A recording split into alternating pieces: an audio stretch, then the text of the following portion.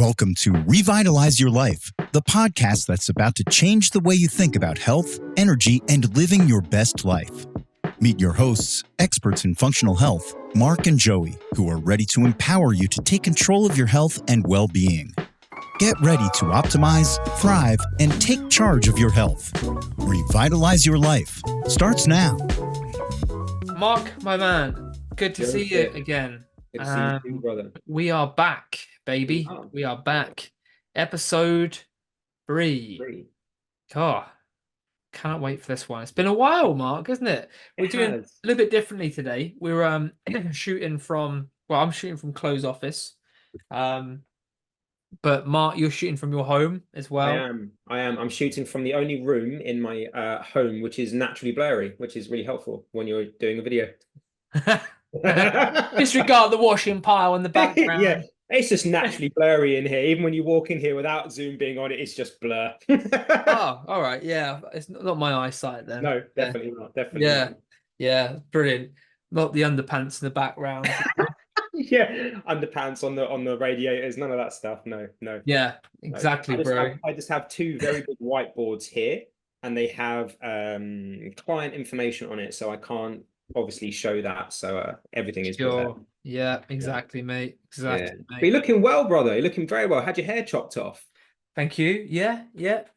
We've lopped quite a lot off, actually, to be fair. Yeah. I didn't realize. I've been looking back at photos over in the summer of how long it was, and I kind of looked a bit like a hippie as well. Like honestly, it was like down his shoulder length, and I didn't realize how long it had got. And it's very that long. Scary. Yeah. I never straightened it, but I wish I did, because I reckon I'd look like Cousin It out of the Addams Family, you know, with the long hair. I reckon you'd look like Legolas from. Oh, bless you! I'll take that. There's me, you know, calling myself. You're going Cousin It and Addams Family. I'm going Lord of the Rings, Elvish. Yeah. But no, I decided to have a trim up. I think it's, you know, there's it's important to look at personal hygiene and look at, like, I feel, your appearance from time to time, and, you know, don't be afraid to make little changes if you know, I think it's important. To regularly keep well groomed as a man. You know, hair, dental, skin, health, everything it all comes round at once. But I'm grateful because my hair can grow back really fast, because that was the biggest worry that I had, was like, oh, if I lop it all off, it's gonna take ages to grow back again. But actually, like, I only had it cut like 2 weeks ago, and I can already see, like, it's so thick. It is so thick and curly at the back. So I'm very grateful, because, you know, I know a lot of people having hair transplants, and, you know, have had hair loss as well. I'm working with clients that have hair loss. Indeed. So, you know, it's very, very important to be grateful for what you got. But I do feel a lot better. I can actually see. The biggest thing that wasn't doing. I can actually see. Yay! Yeah. The biggest thing, I think the turning point for me was when I was, like, preparing food, and, like, the length of my hair was, like, just dropping in my mouth. I was like, oh no, that's grim. We need to get shot of some hair. Yeah. We need a plus with what you were growing here, food could go everywhere. Like, it could be up here in the hair, it could be down here in the beard. Oh, I'll save that bit for later. Yeah. Oh, what's this back here? Oh, bit of raw milk. What's that about? Raw milk. Brazil nut. Yeah. Oh God. But yeah, thank you, man. A mouse. Where? Yeah. We're feeling good. We're feeling a lot better. And for those who don't know as well, like, before this podcast kicked off, myself and Mark have been good friends for some time now, but Mark helped me source some peptides as well, and I'm sure we'll get into this discussion as well, as a few people have asked questions on this topic. But having a parasite back last year, I think it was August as well. Yeah, I could tell just the difference in my gut health and everything, really. Physique, skin health. I've gained a lot more muscle as well, and it's apparent in photos and the scale, and I feel better, feel stronger, and as you know, muscle's a byproduct of strength, and you know, strength is shot up. So yeah, I do feel a lot better. I know, and it's never ending. There's always like little things that come up as well. I think that's one of the topics we'll discuss today. Was like it's never straightforward, is it? Health. No. There's always something, you Yeah. know. Um, you know, you think when you reach a certain point of whatever goal you set out, you get to, I think we discussed this in episode 2, you sort of get to the top, don't you, of that mountain, and you're like, oh yeah, I've achieved what I wanted to achieve, and you're like, oh shit, I realized that I've got another mountain to climb. It's never ending. And I think when you accept that, you're a lot more, I think, Yeah. content with that, happy with the journey, happy with where things are going, you know. Mm. So, but yeah, man, yeah, I'm looking forward to it today. A great way of summing that up, brother, would be, and again, I'm going to butcher this Vincent Lombardi quote, but I believe he says that on the journey to chasing perfection, you can catch excellence. Because Yeah. obviously perfection isn't something that is achievable, where you can catch excellence on your journey. And that's what, you know, what we were talking about in the previous podcast. It's the repetition day in, day out, day in, day out. Because anybody can win when shit's going your way. When Mm, you're waking up and you're feeling good, when it's sunny out, when it's warm, you'll do your steps, you'll do all yeah. these things. But people that are successful at achieving what they want to achieve do it when it's hard, because when it's hard, that's when it matters. It Mm, doesn't matter. Anybody can win when the chips are in, when the chips all line up for you. Anybody can win. mm, Even people that lose can win. But I yeah. think it's more important that you realize that it's the stacking up of doing the hard thing all the time, even when you don't want to do the hard thing. Yeah. That's what's going Yeah. to equal the result that you're after, regardless of the length of the journey, because it will change. Your goals will always change Yeah. depending on what you experience through that journey. You know, I Yeah. think you're quite Yeah. right. I think you're quite right. There's always more things to do. Like, I'm doing a parasite cleanse right now. Mm, Year ago, I was just trying to rebuild my stomach and just make sure I could swallow food and digest it. Where now I'm in a yeah. position where my gut's healed and I can do a parasite. My body can handle a parasite. Yeah. Like my Yeah. lymph system, my drainage, my detox, all of that works so that I can do a parasite cleanse and my body can Yeah. handle it. Like, yeah, okay, it's still uncomfortable and it's not a pleasant experience. I can test to that, but yeah, yeah, it's all part of the process, brother. It is, All mate, part of and the this process. is it. I think this is what I love about where we go with these conversations, especially in the podcast as well. Is I think the you know the industry itself is very easy to chuck everything at it and hope for the Mm, best, but you've got to do things in the right order. mm, That's you know, looking back at the success of things in the past, you know, jumping too early with different strategies and different modalities and trying to chuck everything at it, and actually working with someone right now who's sort of like is also suffering with the same fate, unfortunately. Because it's very common, I think, isn't it, in society? Like everyone has got, we're all microorganisms, we all contain healthy and harmful bacteria and parasites, and especially, you know, we're only here once on this planet, so you're going to travel, mm, you're going to pick up stuff. It's inevitable, but it's very easy to go in the mindset like, right, we're gonna. I've heard like this is good, this is going to help me cure all my problems, you know. And it's like, whoa, mm, whoa, we've got to take a step back, right? You mm. know what we got? What's the first domino that is going to fall, you know? Yeah. And for a lot of people, it's not actually chucking all of it, you know, all these cleanses and detox supplements and you No. know, all these crazy things at the first. You've actually got to meet where you're currently at. And a lot Mhm. of people miss the whole drainage thing, you know, don't we? That Oh we yeah, started off massively, with. massively. So what we mean by, you know, drainage, guys, is your body's natural detoxification system. So the lymphatic system and open up things like the liver in the spleen, these biggest organs that are designed to remove uh basically toxic waste. That's what it is, you know.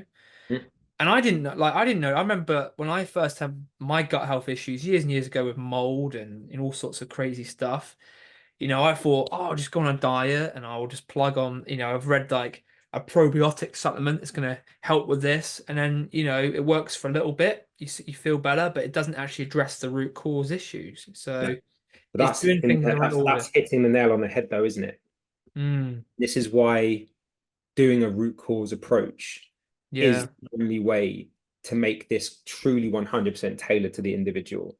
yeah, You can have two people doing the same thing because they've got the same issue, have them start at the same time.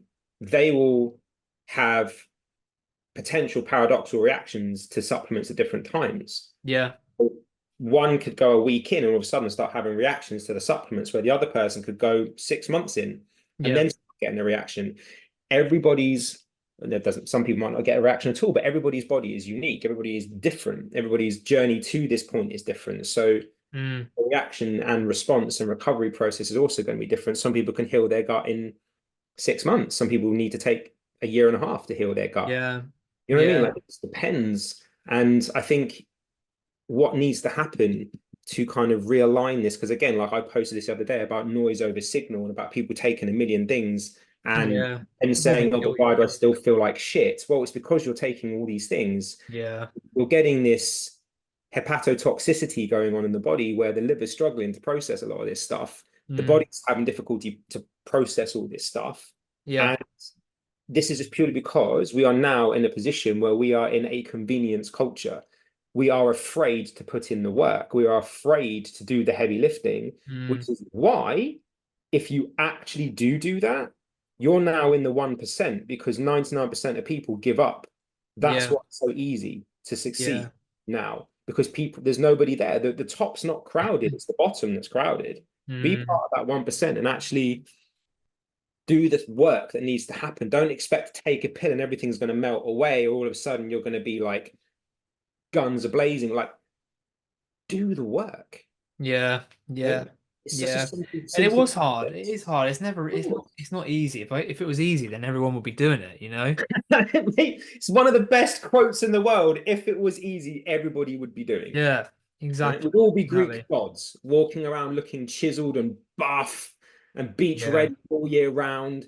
Yeah, that shit just doesn't happen. It doesn't fly. It's not yeah. real, Yeah, right? this is what I love about the journey, really. Mm, The journey. And when I was taking someone through a consult this week, right, with mm, probably like you talking about like who I am and what we've done and what not.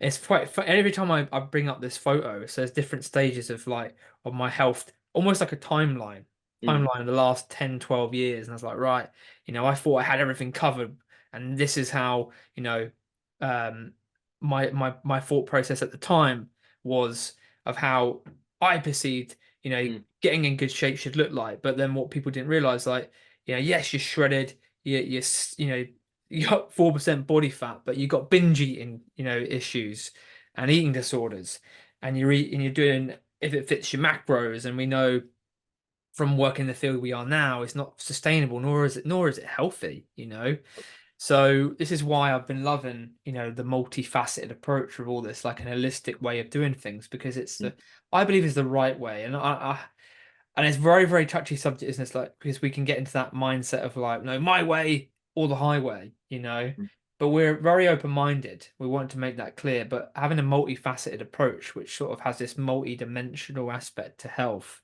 yeah, I think is so important. So you're not negligent of all these other areas. agree. Because yeah, there's sort of things that we discussed as well during this. I was like, oh, I'm not doing as much like meditation, relaxation stuff anymore.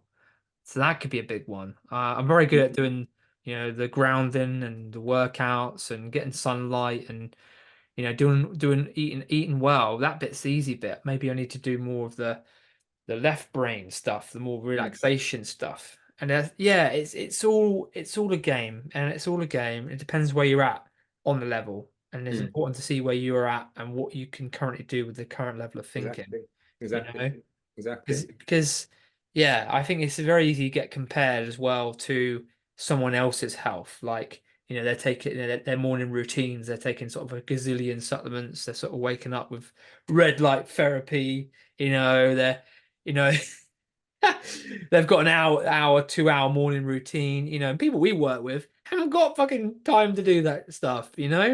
No. And they've got like limited time, they've got kids, they've got stress. It's like, stick with one thing first, and then everything else will take care of itself. A bit like with your post as well. You don't have to do everything. This is what people forget. And then they'll have this sunk cost fallacy where they're like, well, I've invested X amount of time or X amount of money into doing this thing. So even if it's not helping, I'm still going to keep doing it because I've invested the time. Well, that's just stupid. Yeah. Why keep doing that? That's, you know, yeah, it's just it's lunacy to me to keep doing the same thing and expecting a different result. That is the definition of insanity, right? To expect a different result from doing the same thing. Like it's just, Yeah. it doesn't make sense. But not only that, and this is something that I experienced because I too was one of these people that had this really long ass morning routine. And this stemmed from when we were in lockdown. Like I had the time, right? I Yeah. had 3 hours in the morning to do these things. And I became too stuck on my habit.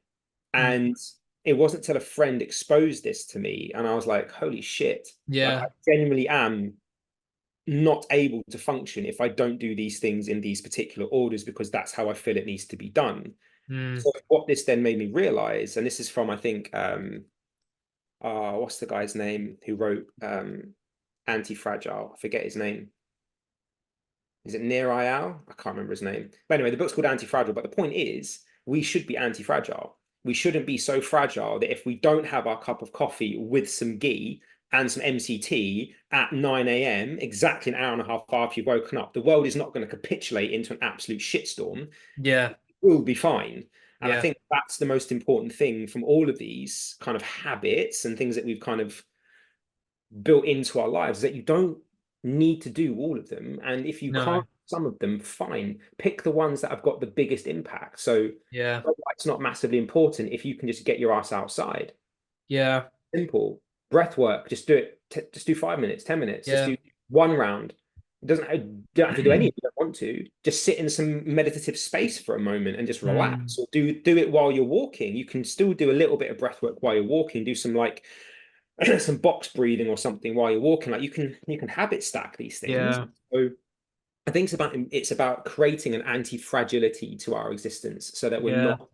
not reliant on everything and anything. No. And if it's not there, then we struggle because that's not helpful to anybody. And also, I think this is stemmed from as well. I've noticed recently in the last 2 years is there's an abundance of information out there as well on Yeah, socials, yeah. and you can kind of get swamped. You can get like paralysis by analysis. So you can Mhm. sort of like, well, so and so says this, Joe, and so says that, and do you think sea moss is great for skin? And like, well, you can get lost in it.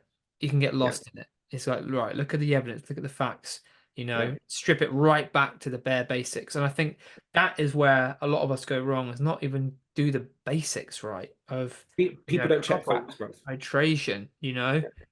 like what we preach every time. And look, there's a big shift in the moment because we both live in the UK. We've got friends that live, in Australia and stuff. So they're very fortunate with the amount of sunlight they're getting. But, in the UK, that dictates a lot of our mood. And a lot of us are Mhm. mineral deficient. A lot of us are not getting outside. We're spending more time indoors, and it's a lot more toxic indoors than it is outdoors, for Christ's sake. Yeah.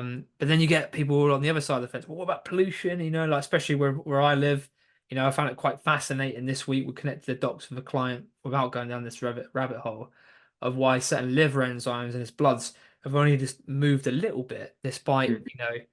achieving massive success of his health, like reducing his body fat percentage from sort of the high 30s down to 15%, and Wow. losing 17 kilos and 20 centimeters of his waistline, still hung up on these liver markers. Why they're not improving? I was like, well, Mhm. as you can see, we need a little bit of work on the liver still, but also, man, we live on a busy road. We live like literally down the road from each other. Yeah. It's pollution, pollution can alter these liver enzymes. Look, here's some studies to show you, like on these markers, ALT and AST. Oh man, that makes a lot of sense. I'm like, yeah, too bloody right, it does. Mhm. You know, so it's very important to strip everything back for the basics without getting lost and where I was going with this, but come back up that rabbit hole. Um, is just nailing the basics, and making sure you do a little bit of research as well. Yeah. Do the common things uncommonly well. Do the But common things. be uncommonly be well. your own fact checker, man. I mean, even things that we say, like for what we're going to talk about today, I think it'll be good. And then moving forward, we'll just pop any literature that we've got. Like if we mention a link or a study, we'll just pop it in the comments so that way then Oh people, yeah, I think we should do yeah, that. so Yeah, that way then people can do good their idea. own due diligence, because nothing happens in isolation. This is something else. The body doesn't get sick in isolation. The body doesn't heal in isolation. Everything happens as a system. So treat the body as such. There are no symptoms. There is a system, Mm. but symptoms aren't what they appear to be. So a pain here can be coming from down here. Like everything works together, and we have to understand that. So one isolated thing means nothing. This is why when someone's like, oh, the doctor says my iron panel's low, so they give me iron supplements, I just want to shoot myself in the head, because it's like, come on now, like it's isolated, completely out of context. So we need to do our own due diligence and our own fact check. Yeah. Because if somebody comes out, and I'm not going to mention the podcast that I heard this on, but this was a while ago, this Oh woman's like a fasting expert, right? And yeah. she's fasting, it increases male testosterone by Oh, 1300%. Like 366%, wasn't it? it was something stupid. I swear it was higher than that. I swear it was 1300%, bro. I swear. Yeah. I have to fact test this. But even then, it does what now? Really? Really? Yeah, Okay. fasting. Because Yeah, fasting. I What? used to do a lot of fasting. I was one of these OMAD 1 meal a day guys, and I used to train really quite a lot. And that's also very anabolic and increases test. But my test was the lowest it had ever been. I have stopped fasting. I now just 14 hours. I basically eat when the sun is up, and I stop eating when the sun goes down. Nice and simple. And my test levels have shot through the roof. Yeah. So But it's possibly also got but when better. somebody says something like that, everyone goes, oh, that's the answer to everything. My test levels are low, so therefore I'm going to fast for 7 years. I'm gonna skip my breakfast and lunch. Not even that, bro. You know what people are like? It will be an extreme. I'm going to do at least a 4-day fast, but I'm Yeah. going to do it stroking a rabbit while sipping water every 10 minutes. Just a sip. And Balance my on little one finger leg. has to be up, right? Every 10 little finger has to be up out of a china teacup while stroking a rabbit, Yeah. saying, no, Mr. Bond, I expect you to die. It's like, what? What? Like, no, that's not going to increase your testosterone by that amount of percentage. It's just not going to. I'm sorry, but Yeah. that's BS. I call BS. And there's a Yeah. lot of BS that's out there that I see on these well-known podcasts and stuff. And you're like, that's just not true. Yeah. That was true. We would have known this for a little while, at least, because there's nothing really brand new coming out that people talk about. Like even like methylation, that thing that came out a while ago, well, like a month or so ago with, I can't remember his name, but we've known about methylation for a long time. We've known about methylation for a long time, about how important that is to the body, but it's not the be all and end all of all things. And to say, No. oh yeah, just No. sort your methylation out and the rest of your life is going to be golden, and you know Yeah. you're gonna Yeah. look 20 years old again, and you're gonna have the energy of a 9-year-old. You're like, no, no, Mm, you're not. You're taking this out no. of context because you're sensationalizing something, because you're trying to either sell something, you're trying to bring more attention to your profile so you get more social following, or something else. There's a monetary value going on here. So Mm, a lot of this is either selling a book, selling a course, selling a test, selling a supplement. Call BS until there's facts in front of you, and yeah. do your own research on. It doesn't matter who's telling you, even if it's a doctor, it doesn't matter, Mm, because there's cognitive dissonance with everybody. yeah. See what we want to see, what we aim at determines what we see. So it's important that we do our own fact checking, And a even bit if of that's what we're cognitive saying. bias as well, right? Yeah, yeah, Yeah. Yeah. Well, this worked for my mate, so it must work for me. It's like, wow, you right, completely different age to you, mate. yeah, I live down the other side of the road, or it's yeah. different part of the country, and it's that's quite an interesting one.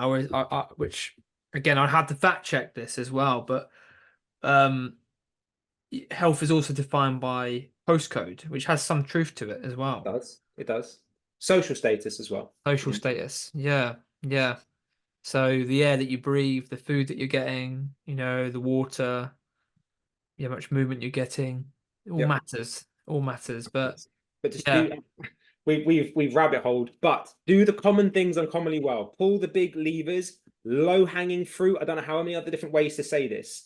The reason why it's called the lowest hanging fruit is because you haven't got to climb the bloody tree to eat it. Well, for those who don't know what the low hanging fruit is, Mark, because I think this could be a really good topic to talk about.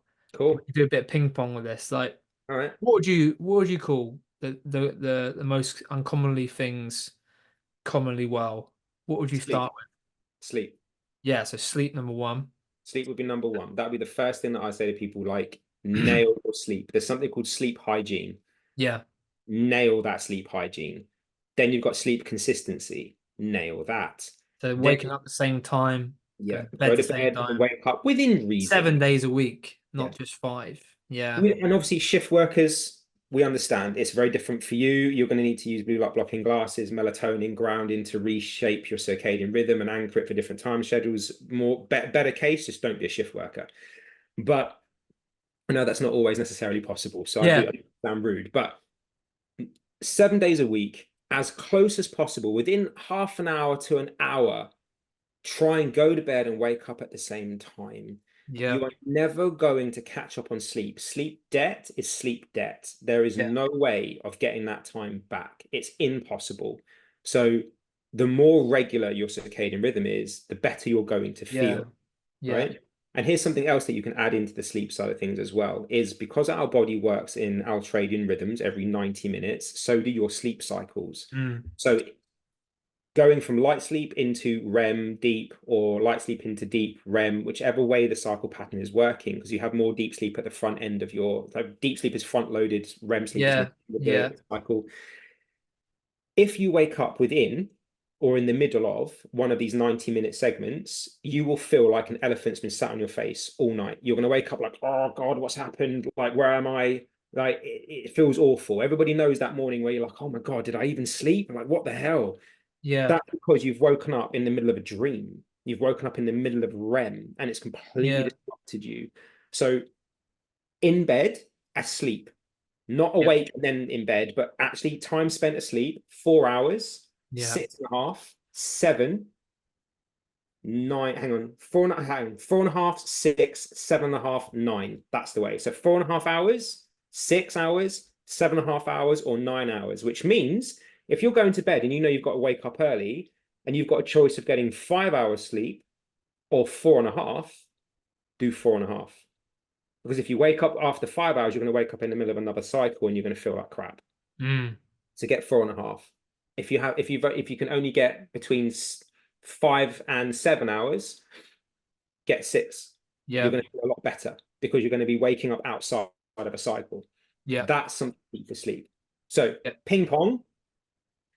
What's next? I think going on that as well is because the biggest I feel a lot of people suffer with this. Go on. Mornings. Going on the sleep topic is don't hit the snooze button. Just try and wake up. I think get out of bed. Popularize this. Mel Robbins. 5, 4, 3, 2, 1. I've been doing that for years. It's so it works. It works. It's the stupidest thing, but it works. Yeah. So when you're just get up.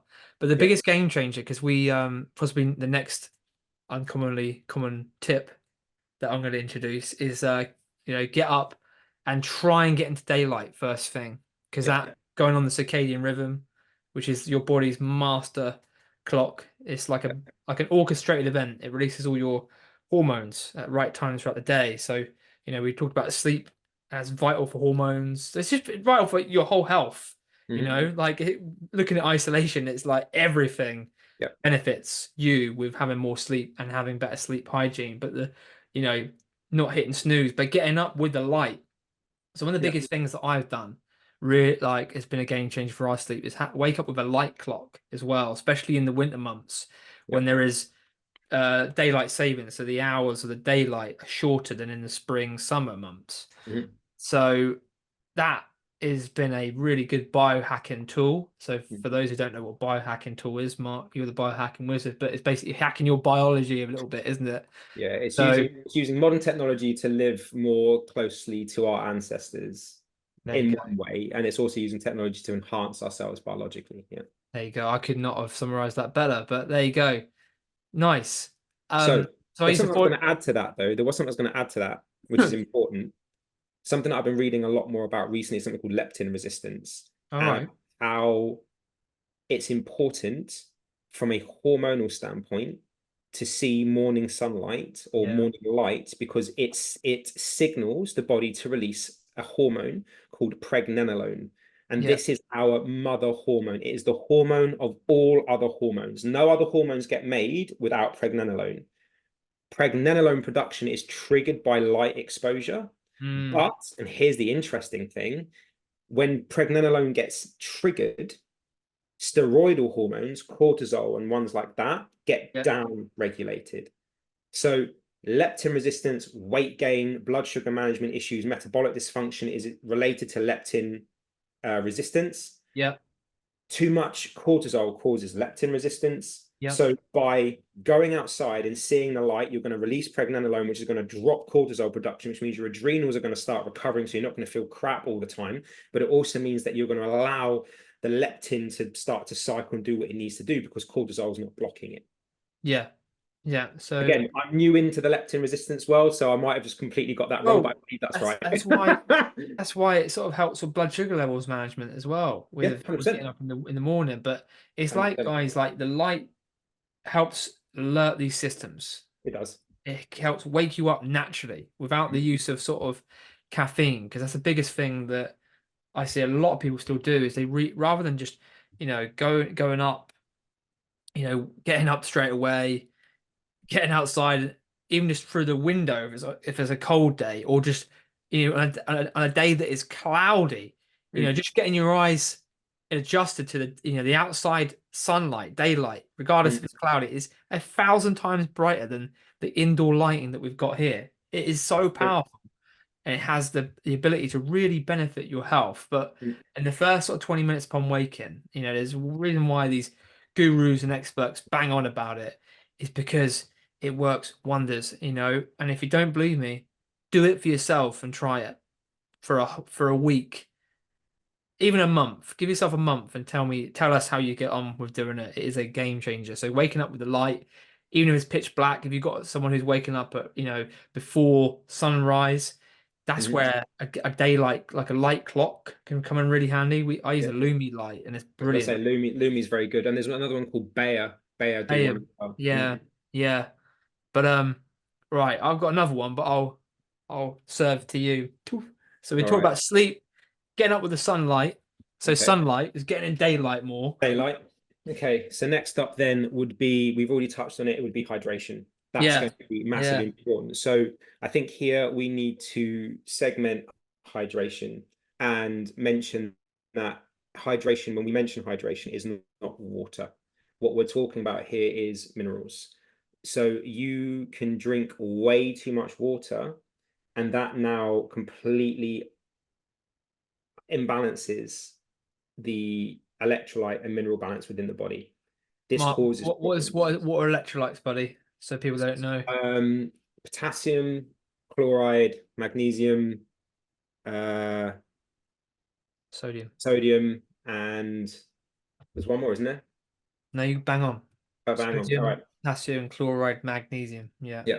So these are cellular, I guess would be the best Yeah. word. I mean, these are cellular nutrients. And so when we're talking hydration, we're not talking water, wet hydration for you. We are talking cellular hydration.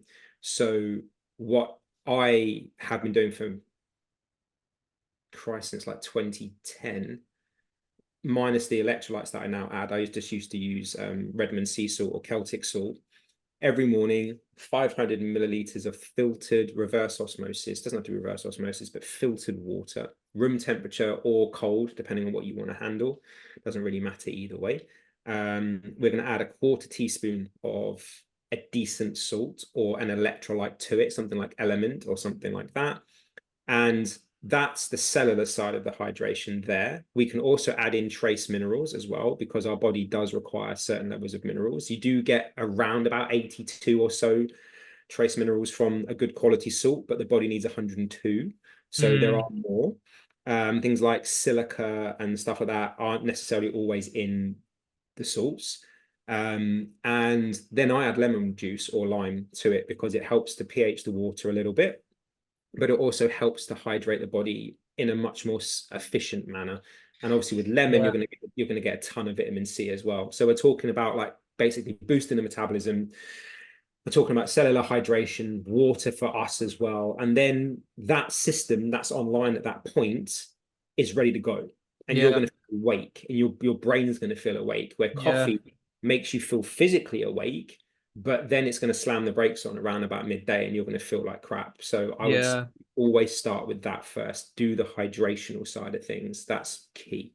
Yeah.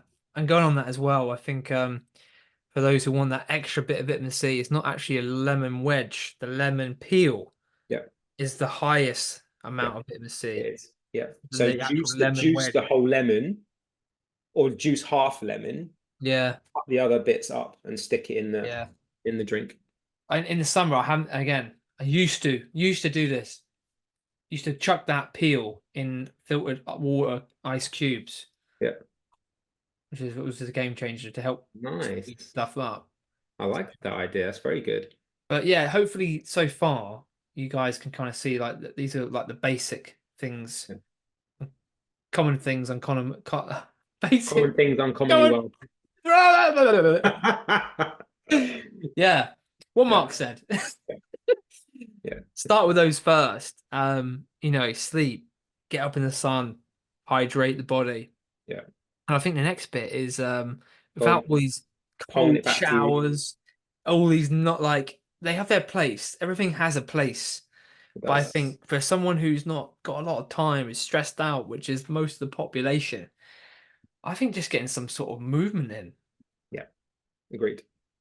I would suggest a Or would you lymphatic say, massage. or would you say, like, because this is the bit that is quite interesting hearing different people's opinions. Mm. Or would you eat first thing before Well, you move? Because that would benefit actually. Eat, I move and then eat. move and then eat. Yeah. Yeah, Yeah. yeah, But my move is lymphatics. So yeah, I'll do lymphatic massage. I'll yeah. do I'll do a qigong shake as well, so it shakes everything out. And Right, then Mark. I'll do What is a shake? Just for people who don't know what it is. I know what it so is. all right. So feet hip width apart, relax the shoulders, relax the body. The same way that you would go up onto your tiptoes to get a little bit taller. You're just going to do that while your body is totally lapsed. So we're not going to have any tension through the body. We're just going to allow it to do that kind of thing. Let's do it together for Can we people do it watching. together? All right. So you Right. ready?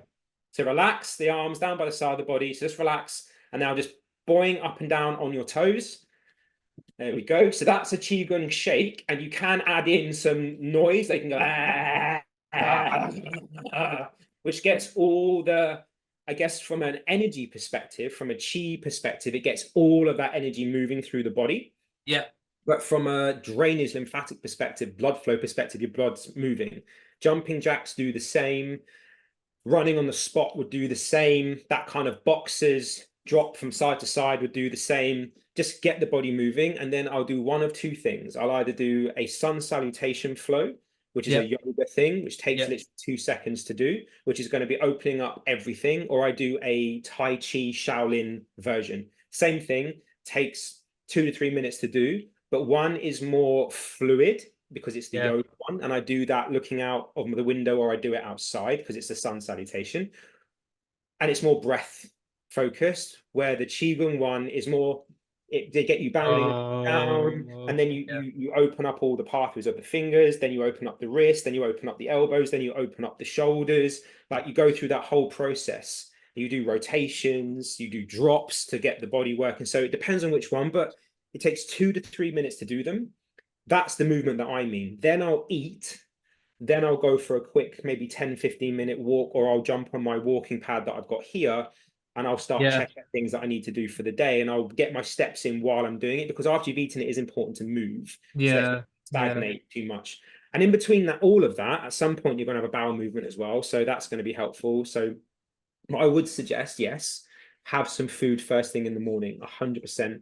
Staving off breakfast is not a good idea from what I've been reading recently with this leptin resistance thing. Well, not just that, I think as well, depending on what the root causing, because I go back to what I discussed at the beginning. I used to fast, but if you've got gut health issues, Mm. it can like increase things like constipation as It well. can.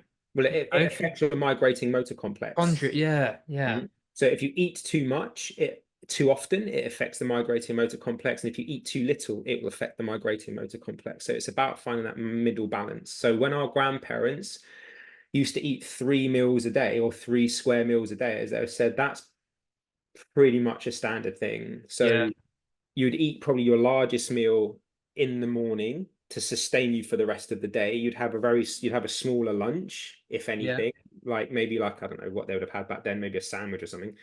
And then the evening would have been less. Granted, that was because there wasn't much food and they couldn't afford it, but you would eat like a king for breakfast and you eat like a pauper for dinner. Because again, you don't want to have a heavy dinner because then you're going to be going to sleep. Like, what's yeah. having all of Very, that food? It doesn't make any very sense. taxing, isn't it, in Oh, absolutely. the digestive system as well. It's totally the wrong thing to do unless it's a social event. That's totally different because you're now eating around family, friends. It's a totally different environment to just sitting down and having a massive meal. You'll be sitting down, it'll be spaced out, it'll be for hours, like 2, 3 hours worth of eating. It's going to be broken up. There'll be movement and laughter, and the energy is very, very different to just sitting there on your sofa with it on your lap, just mindlessly watching Netflix while you're shoveling it in your face. It's a very different Mm. experience. Yeah. I think, Yeah. yeah, all guilty of doing that. But I think that 100%. summarizes it quite well, I think. Mm, For people who like are very new to this game or just overwhelmed, like, what should I be doing? You know, the common things and commonly well, mm. sleep, wake up with the sun, Yeah. hydrate the body, move, Yeah.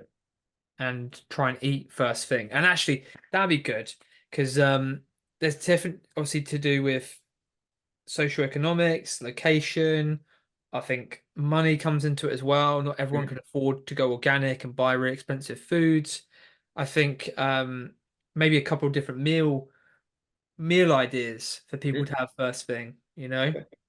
Yeah. Um, yeah, well, mine would be pretty much different to everyone else, but I love eggs at the moment. I do. Steak and eggs in the morning for me.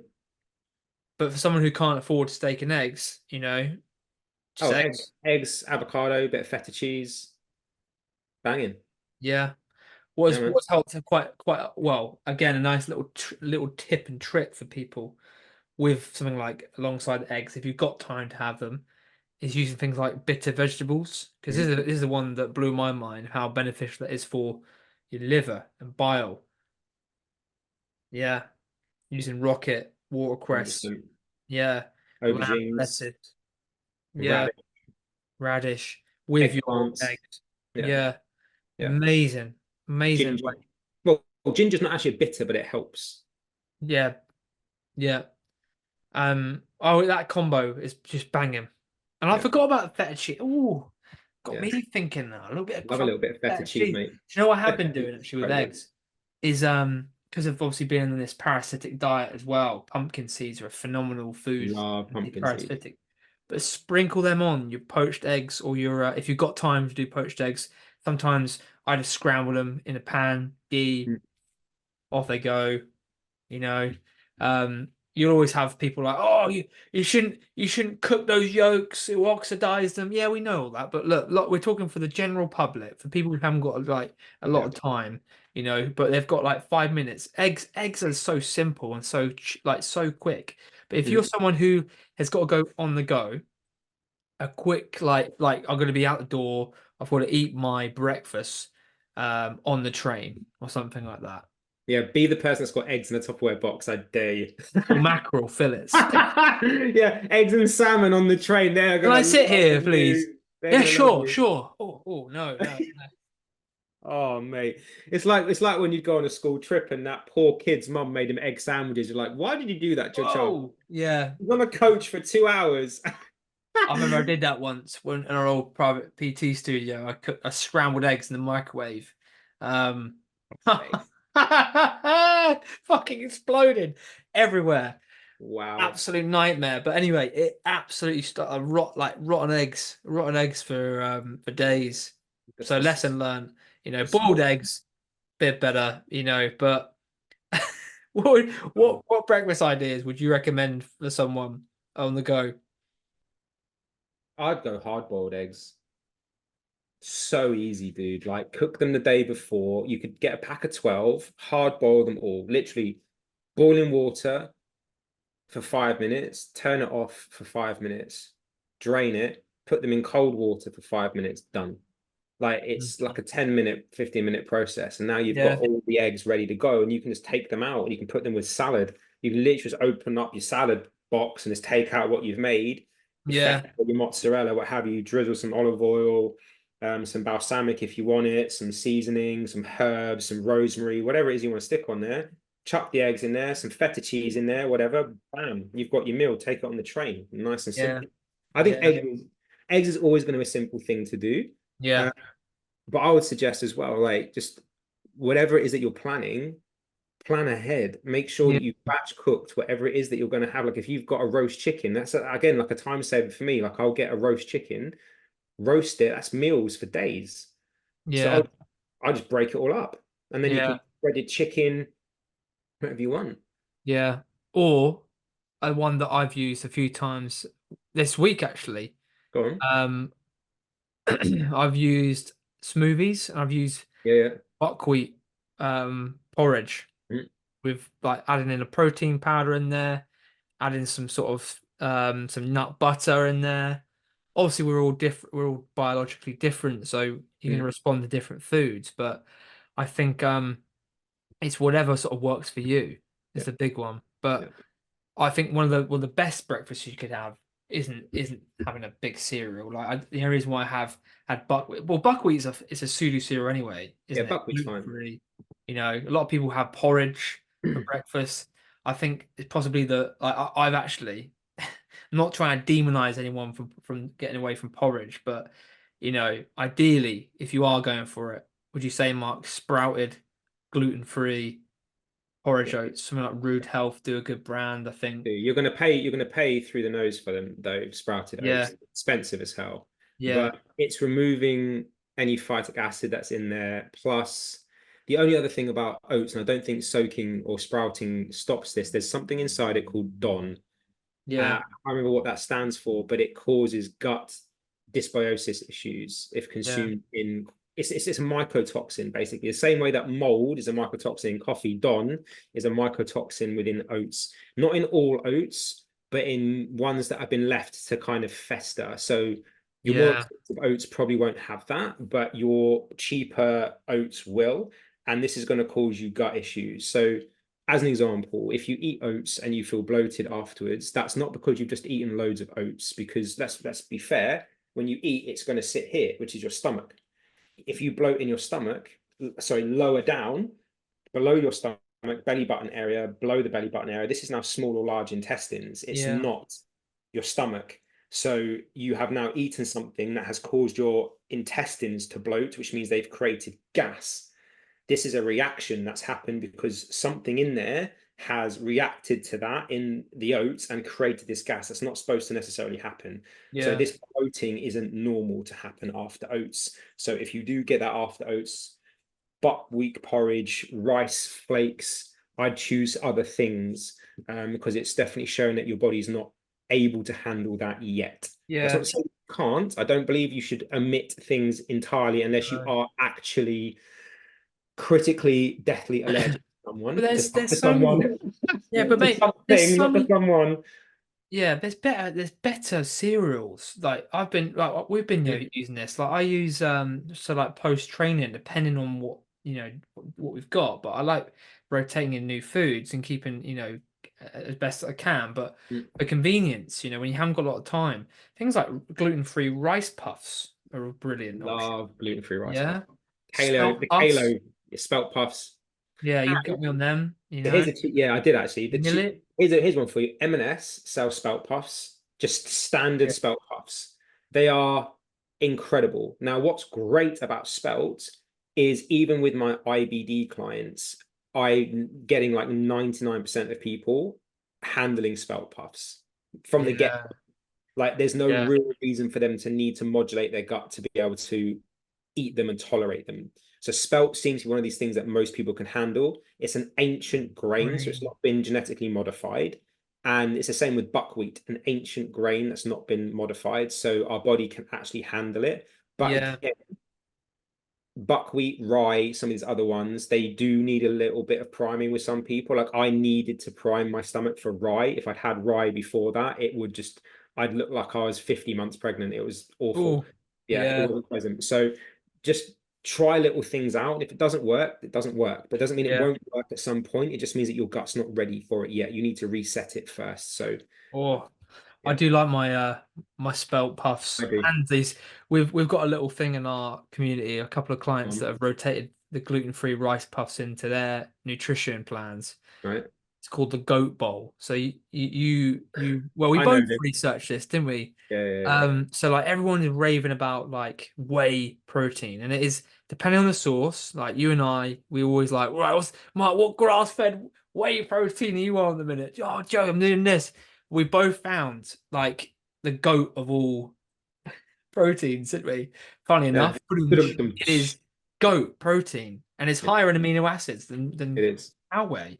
Helps Which with is iron wild. absorption. It's more bioavailable. Helps with inflammatory kind of markers and stuff, IgGs, all that. Goat's protein is incredible. It's And it's expensive, but it's Yeah, it is a little bit more, guys, but it's also if you have an intolerance to dairy, yeah, it's to do with the gene, yeah, isn't it, Mark? The yeah, A2 gene, and most sheep and goats are all A2 gene carrying mammals. yeah. There's certain breeds of cattle, Okay. Jersey cow, Frisian, New Zealand cows. God, there's a couple more that I know that will just hit a brick wall.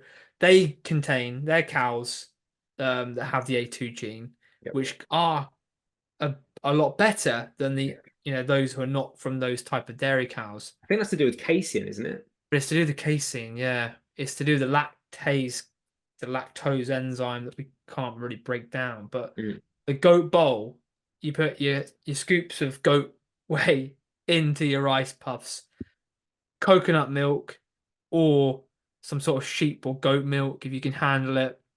And then I put nut butter in there, dates, oh, chop nanas. Obviously, if you've got histamine issues, you may struggle with nanas, but it could be like a Bananas. berry, bananas, nanas in pajamas, berries, or and then you drizzle it with either raw honey or Mm, my choice is maple syrup, yeah. cinnamon. Great B maple syrup. Yeah. Yeah, Oh, mate, that's why it's called the goat bowl. yeah. If anyone wants the full recipe, just message us. I'll do. We can probably It pop is it so I've got so in many people. The word is spreading. The goat goat bowl bowl. is making waves. Goat, yeah, make way for the goat bowl. Make way for the goat bowl, baby. Yeah, there you go. That Oh, should we should be be marketing. yeah. But the other one I'd say, so we've got eggs ideas. I Mm. think, some sort of cereal. I would not eat oats, like we discussed. There's And I a just better want to say, can we just say we're not demonizing oats. If you want to eat oats, eat oats. This is just from a anecdotal, what we've experienced, success leaves clues kind of thing. Yeah, Not because oats are bad, right? yeah, There is no bad food, real food. There's bad other foods, worse. I like saying good or like better or worse, right? There's better foods and there's worse foods. I just think just choose the better for 80% of the time. And that leaves yeah, 20% variance. It's the Pareto principle, 80-20 principle. 80% of the time do this, 20% of the time do that. yeah, Nice. yeah. What would you say as well, Mark, about kefir or some sort of yogurt? Okay. This idea, So this is going to come down to the individual.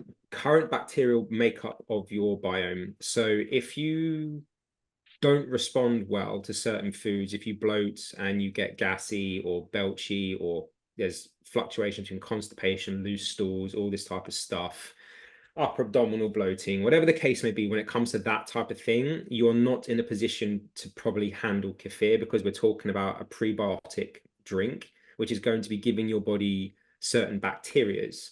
Now, this is fine on its own, like as a one-off. Like if you had one glass of a kefir Yeah, in the week and that was it, you're going to probably, you might get a reaction, but very slight. Where again, you like it, so you've bought like 5 bottles of the stuff and now you're chugging it like milk. Now this is a problem because you're now over proliferating or overpopulating certain bacterias. Mm, That's not a good thing because number one, you don't know what bacteria they have used to ferment and culture that kefir. mm, You don't know what bacteria you are missing in your gut. So mm. you could be adding way more of a certain bacteria that you've already got that you Yeah, don't need more of. And we have to think of our gut as like a massive trillion-seater cinema. yeah, And more seats that are full of certain bacterias, good or bad, the less seats there are available for others, which is yeah, why when we do a gut process, we have to add in beneficial bacterias as well as then start to remove the bad ones because yeah. then the good ones take up the space and now the Mm, bad ones can't sit. That's what we want. mm. But if you're using a kefir that uses acidophilus as an Yeah, example, yeah, and that's the main one, and you're just chugging this down, well, now you're going to have an overpopulation of acidophilus. That in itself is a bad thing because yeah, you've now got too much of a certain thing, and too much of a good thing is a bad thing. So it's about, again, that balance point. yeah, And I'm very much listening to people like Dr. Joel Green and stuff that talk about how it's about having a balance of these things. Like you yeah, need Akkermansia, but not too much, not too little. You need bifidobacteriums, not too much, not too little. You need lactobacillus. We need these things, but there's these are the species, and then there's strains of these species. oh So God, yeah, this is why pre and probiotic, postbiotic, this is a very big minefield, which we know mm, not that much about, and why tailored yeah, probiotic approaches are better than a shotgun approach. So if you want, I actually had this conversation exactly. Yeah, I actually had a oh, conversation with a client about this yesterday. yeah, Asked whether or not to introduce raw kefir. And I said, okay, so have you added in? Bear in mind, he's already gone through a certain process already to rebuild his gut. He's like, can I add this in? I said, have you added raw milk in yet? Raw dairy of any kind? No. Would you recommend I do that first? Yes. Because this is going to contain much smaller amounts of these bacterias, which means mm, you can allow them to settle into the gut in a much smoother, low and slow process.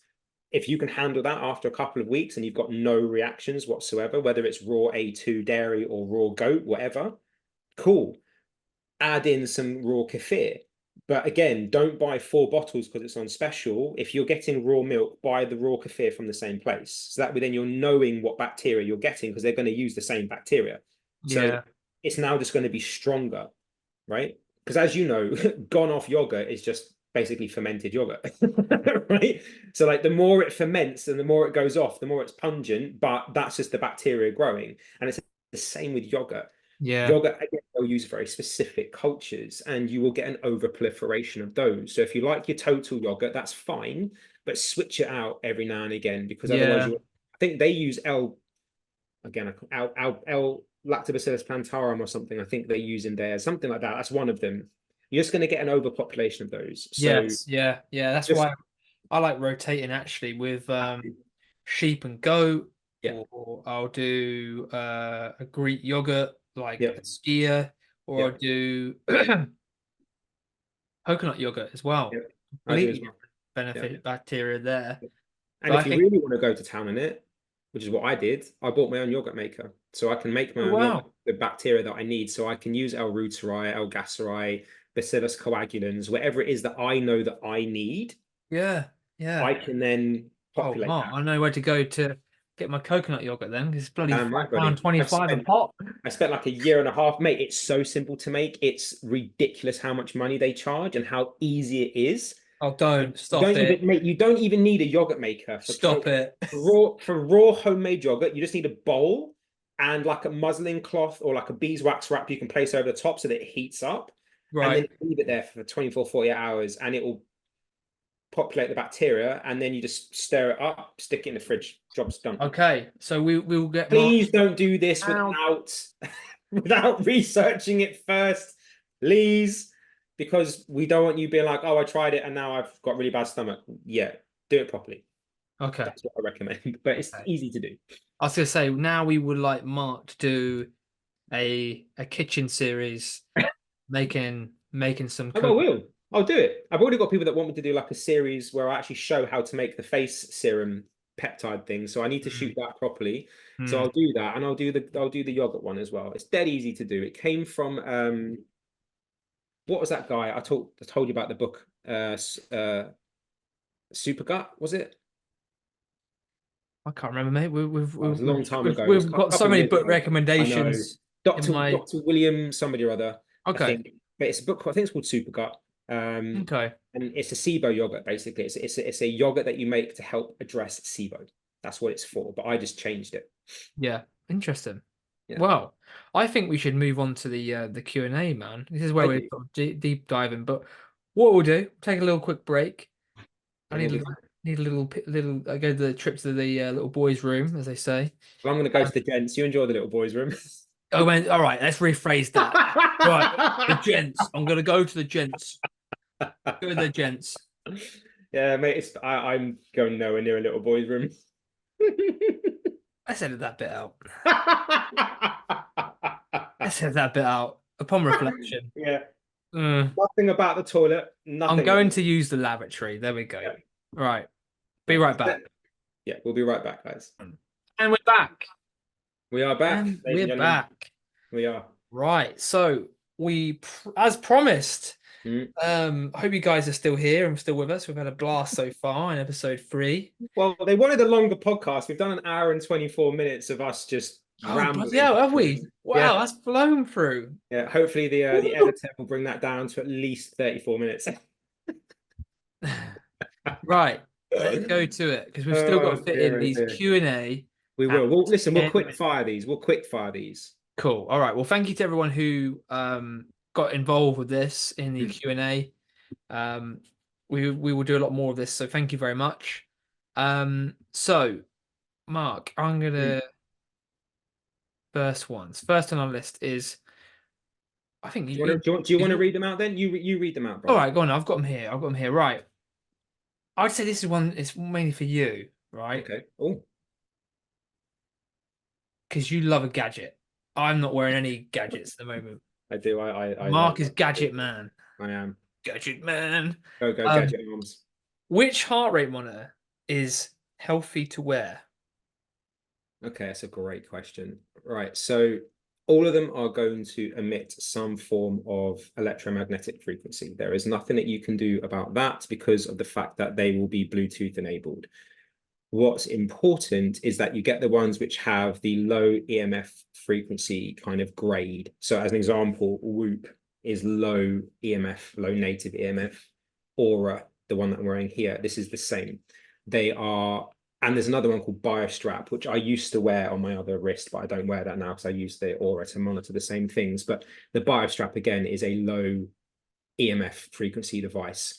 And the Bluetooth on them is the same. It's a low frequency. So these are the ones that you're going to want to wear. When it comes to the ease of use as well, these are going to be the ones that are going to be the easier. So Whoop is a band, which you just wear like a watch. You can get it as a sleeves. You can wear it as an armband. You can get shirts, which you can slop it into. You can get boxes that you can pop it into. I wouldn't recommend that. Keep it near your wrist. You don't want EMF stuff around your genitals and stuff like that. No. Keep it as far away from there as possible. I understand from a energetic perspective, a quantum perspective, the electromagnetic frequency that the heart puts out. I wouldn't wear a heart monitor either because it's too close to the heart. I don't like the idea of wearing, like the polar ones and stuff like that. Oh yeah. They give you tremendously accurate data, but I wouldn't want it so close to my heart. I don't mind like little stickers where it runs off to a machine, like like an ECG or something. That's very different. But I wouldn't want one that's around my rib cage that close to my heart. I don't like the idea of that. So I would say a Whoop, an Aura, a Biostrap, or even a Fitbit. Yeah. Just anything like that. They're probably the 4. So in order, I prefer Whoop. I think for anybody that's more focused on athletic endeavors, Whoop tracks them all incredibly well. Like Garmin, man. Like I had a Garmin. Yeah, Garmin. Yeah, sorry, I forgot about Garmin. Garmin's very, very good as well. Very, very good. Yeah. 100%. So Whoop, Aura, Garmin, Biostrap, Fitbit. Cool. They're the ones that I'd Nice. recommend. And again, stay away from ones that come that close to the heart. The heart's the amount of frequency the heart pumps out is insane. It's just not Yeah. worth screwing around with it. I wouldn't put anything near my heart Yeah. I or near think my genitals. yeah. That Another great question here then is, what tips have you got to deal with stress? And are there any supplements, nutrition styles, or exercises that I should be doing? Oh, oh, that's a rabbit hole. We should have started that one an hour and a half ago. okay. Yeah. Yeah. Go I on. think I think the biggest one for helping deal with stress is identifying what area do you feel most stressed in? Is Mm, it stress from training or exercise? Is it stress from work, relationships, financial stress? I think it's all, there's no just one form of like blanket term statement of stress. no.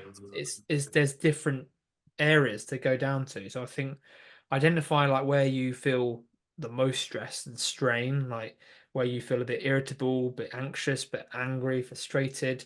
But I think the most common forms of stress that we see, I think related to, because most of us have to work for a living. I think But work plays a big part of this.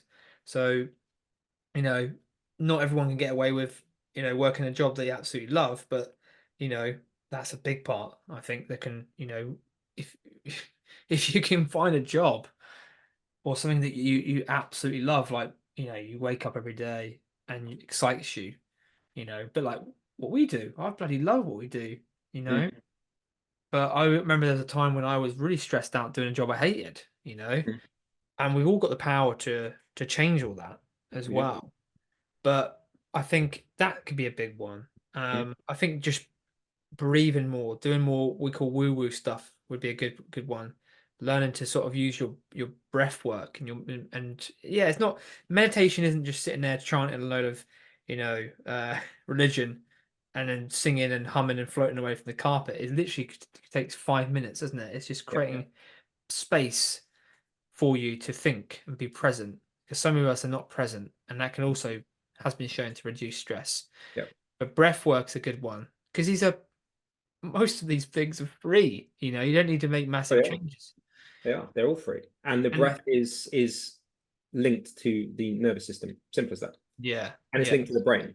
So it's yeah, actually, to be fair, the breath is linked to the brain is linked to the nervous system. yeah. So, getting more into a rest and digest state, as we call it, Hmm.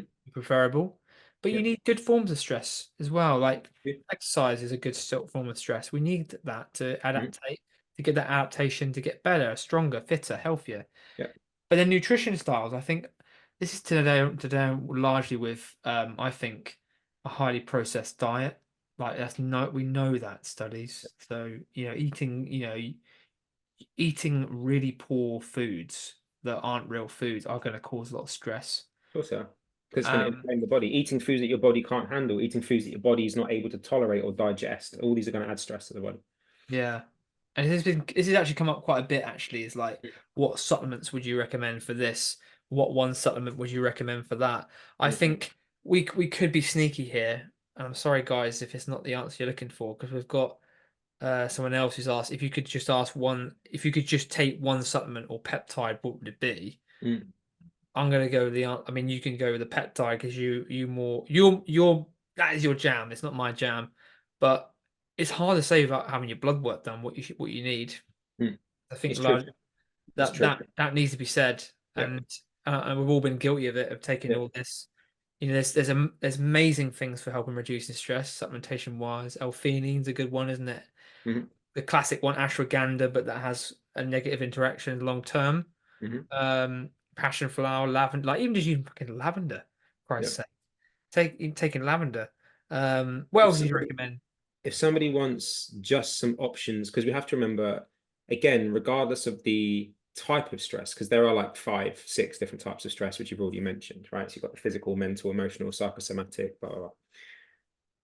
They're all going to be hitting different parts of the body, but ultimately stress is stress. It's hormetic, right? So the body's getting an increase in kind of steroid hormones, cortisol, adrenaline, noradrenaline, all this stuff. So the adrenals are going to be the things that are going to be struggling the most with all of this. So this is when we're going to get adrenal fatigue or Yeah, adrenal hypofunction eventually. Initially, it's hypo. hyperfunction. Yeah. Initially, it'll be hyperfunction, but it'll eventually become hypofunction. So I would suggest looking at, there would be rhodiola rosea. That would be Yep. one, because that actually helps the body handle stress. It doesn't help the body de-stress, but it helps the body cope with stress. It's incredibly good. And it's even better kind of like post-training and stuff like that, because it helps the body modulate from that stressor. But I recommend that one a lot. Schisandra berry is another good one as well. But I would say the next one in line would be Tulsi or holy basil. It's incredible for helping the body basically start to shift to a more parasympathetic rest and digest state. So Tulsi I would take in the evening. It has got other benefits as well. Tulsi is great for histamine and stuff like that, but I would recommend Tulsi in the evening. Reishi as well, because that's a nourishing, like tonic kind of that mushroom. And rhodiola in the morning. So there'd be the three. And as you say, breath work, 100%. I would go with pranayama. You wouldn't want to be doing Wim Hof. That's not going to help you handle stress. That's going to get you more stressed. So you'd want to do pranayama, ideally lying down, not seated, because seated again can create stress on the body for certain people. So lay down so that you feel supported, because support makes you feel stable, and stability calms your root chakra down. So it's important that you feel held, and the ground is holding you. There's nothing more stable than that.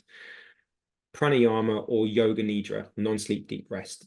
Those things are going to help massively when it comes to down regulating. And also do some research into something called heart math. I've got their device. It's ridiculously good, and it's scientifically proven. It's insane what it can do. It basically gets the whole body in sync. It's brilliant. Absolutely brilliant. But you don't have to have a device. That's the what is that the thing? Because I didn't manage to get this, but this is the thing that syncs up with people doing it around the world at the same time. Right. Yeah. You've got the global coherence. So it's heart coherence, what we're basically doing, where everybody's breathing at the same rhythm. But heart math is basically where it's 4 seconds in, 4 seconds out, or 5 in, 5 out, 6 in, 6 out. That's roughly the frame that we use. And as you're doing it, you visualize the breath coming in through the heart center and out through the heart center. And you just focus there. And by bringing yourself into that heart center, what happens is the heartbeat starts to regulate. And this sends like a pulsed tone to the rest of your organs, obviously the vagal nerve at the same time. That starts to slow down. And then all the vibrational frequency of every other part of your body starts to chill. And now all of a sudden you get this rhythmic, what's known as coherence wave. And it stays like that, like rolling hills, consistently throughout. Your heart rate stays the same. Your HRV does the same. It just peaks and troughs. That's when you know everything is in line. And when everything's in line, now you are at center. This is why focusing on the heart was so important. And you can think about loving thoughts. You can think about somebody that you love, a gesture that you did, which made you feel good, receiving something which made you feel good. These will emphasize and magnify that feeling. So heart math's incredible, absolutely incredible. Love that. Bit of a different topic. Running. Is there anything you can do within your diet that could be the root cause of rosacea forming? So we both had this multiple times come up on our end, didn't we? We did. Again, we're always advocates of don't address the symptoms, look at the root cause. 100.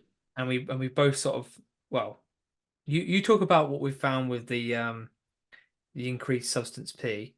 You got that there on your research, but I do. Some root causes, because I've had some similar things when I had my parasites. As parasites can be a cause, SIBO could be a cause, dust mites, toxic makeup and skincare products is one. Yep. Food sensitivities, allergies, SIBO. But Mark, talk to everyone about the increased substance P as well. Okay, so substance P is primarily kind of made through the brain and the spinal cord. It's responsible for quite a lot of things, but it's pro-inflammatory. So an increase in anything that's pro-inflammatory is not a good thing, because it will start to degrade things. So one of the things that substance P is linked with is the exacerbation, the increase of leaky gut. So this is the permeability of gut lining, intestinal lining, basically. Mm. And it should look like that. It should look like fingers. And inside these little things here called crypts, you've got like Paneth cells and goblet cells and intestinal stem cells, and they need to stay here. Yeah. But when you get permeability, they start to open, and now things start to travel out from inside, and they start going into the body, into the bloodstream, and they are characterized as a pathogen or an alien invader, so to speak, and the body starts to attack it. It tags it as something that shouldn't be there. This is when food allergies come up and stuff like that. But the other thing that happens here is now bacteria can start flowing around the body and end up in places that they shouldn't be, hence how bacteria from the large intestine can end up in the small intestine, or the small intestine into the stomach. Yeah. This causes problems because we've now got bacterial overgrowth happening, which we see a lot with people. And this causes an untold amount of problems, particularly if it's a negative gram bacteria. And now it's ending up in places where it shouldn't. It's releasing substances called lipopolysaccharides and endotoxin, which it shouldn't be doing in these places when it dies, and it causes inflammation and stuff. So you can see the chain reaction of increasing of substance P all of a sudden degrades the permeability, and now all of a sudden we've got other things going on here. So Yeah. Increasing substance P is one of the root causes of rosacea, because we have to remember that our skin is our largest organ. So anything that's happening on the inside will be reflective on the outside. So find the root cause first. Yeah. And the way that we'd always work with is find out what is the root cause, what is it. There's patterns you can tell in blood work and symptoms, but There is. I think the way to cure it, a way to, well, say cure it, to heal it. Elimination diet, would you say? Remove those sensitivities, those intolerances, and address those. Yeah, I'd do a modified AIP here just to reduce inflammation, so that we're removing inflammatory producing foods, slowly reintroduce them after a while just to see which ones were causing the issue. That will help down regulate anything in the body from an inflammatory perspective. And then just look at putting some things in here to help heal the gut, remove any conventional toxic makeup, swap for all natural products as well, not just makeup, but shower gel, shampoos, washing up stuff, everything like that. Like swap it all out for naturals, pay attention to food sensitivities, and just start healing it from there. Oh yeah. Nice. Nice one. I don't think we've missed anything off, have we? No. No, that's everything. Great question here. Got some fun ones as well. I know sauna increases recovery in muscle, but does it increase hypertrophy? I wonder, due to the fact that being in the sauna is costly in calories, water, minerals, electrolytes, sometimes it feels counterintuitive. What is the best balance, please? All right. Do you want to take this one? Well, you may. Not that I don't want to. I feel you had it up on your page. You summarized it massively with the transition of the timings of the sauna and what we've found. Because 100%. We know it increases shot proteins. We know that in studies and can increase protein. But like it's important, I think, to talk about the sort of the positive element of what it can bring, but the negative. But it's like the dangers in the dosage, isn't it? Yeah. Again, with all things, the doses in the poison, or the continuous doses in the poison, right? So first of all, let's get a sauna timeline. So forgive me for reading this out, but I haven't got an eidetic memory. I can't remember everything off the top of my head. So 5 to 10 minutes in a sauna, this is when you start sweating out toxins. 12 minutes, you're going to get an increased heart rate. That eventually does come down, but it will increase momentarily. 15 minutes, increasing in white blood cells. This is good because this is now a inflammation response, which means it's going to start driving down inflammation. It's going to start looking at bacterial infections, viral infections, and so on. This is why if you are sick, it's good to have a sauna, as long as you're not in a place where you can't breathe. That's not a good place to be. After 15 minutes, you get 5 times increase in growth hormone. That's massive. Pin that, hold that thought. 20 minutes, you get cardiovascular benefits. This is where all the studies link sauna work as a exercise mimetic. So 20 minutes in a hot sauna, about 80, 85 degrees, 90 max. You wouldn't want, I wouldn't even say 90, 80, 85 degrees, 20 minutes, you're now getting the same exercise benefits for the heart as you would if you actually did low steady state. So that's quite a key thing. This is why in like Finnish studies and places like that where they sauna all the time, they have the lowest cardiovascular disease rates in the world. Yeah. They obviously live very naturally anyway, but it's the sauna usage. So 20 to 30 minutes in, heat shock proteins start to get released. This is important because heat shock proteins help to uncouple proteins that have been misfolded, and they also help the body with autophagy, which is the body's ability to eat itself and get rid of dead cells. So it clears out senescent cells or zombie cells, because these zombie cells will start to die, and when they die, they release pro-inflammatory toxins. So it's important they get removed, and we have a decreased ability to do this as we get older. But heat shock proteins also have a mechanism with muscle growth as well, which I've got notes on, which I'll read about in a second. 30 minutes in, reducing in blood sugar. 30 minutes in, improved insulin sensitivity. Now, plus 30 minutes, risk of dehydration if you're not hydrated properly, which most people aren't. And trust me, sitting in a sauna drinking water does not rehydrate you. That's actually depleting minerals, and you're losing them in the sweat. So you're actually process. Yeah. you'd be better off drinking coconut water or something like that in there, or electrolytes, because that's going to replenish them. You get, after 60 minutes, you get a 16 times growth hormone increase. I would not recommend you sit in an 85-degree sauna for 60 minutes. Infrared sauna, 100%. Infrared saunas are much lower temperature, and you can sit in it for 60 minutes and you'll still get that growth hormone response. Excess of 60 minutes, you're now going to get excessive mineral loss and a risk of heat shock. So that's the timeline. Yeah. So to answer the question quickly, does a sauna cause muscle hypertrophy? No, not directly. So it's a indirect way that it does. So the fact that you are increasing, as I said, like the heat shock proteins. Let me just find my notes on this. Actually, let's look at the growth hormones to start with. So growth hormone aids in recovery. Growth hormone aids in repair. Growth hormone aids in growth, hence the name. We have the most abundant amount of growth hormone when we are very young, up into our teens, and it starts to drop off as we go into our 20s. And this is how we recover so well. This is how we heal so well. This is how we can have like a little scratch and it's like a little nick, which is bled, and it'll be healed the next day. This is how we get so much growth. This is how our hormones are through the roof. Like growth hormone plays such a big role. This is why bodybuilders spend a lot of time on human growth hormone, because it speeds up their recovery, it speeds up their muscle growth, it speeds up their ability to train better because they recover quicker and they can eat more, and they basically got a growth hormone pulse of a 20-year-old. It's got huge amounts of potential, right? So cellular recovery, all these other things, like I'm belittling what growth hormone can do here. It does a tremendous amount of stuff. You can get a five times increase after, what was it, 15, 20 minutes, 20 minutes.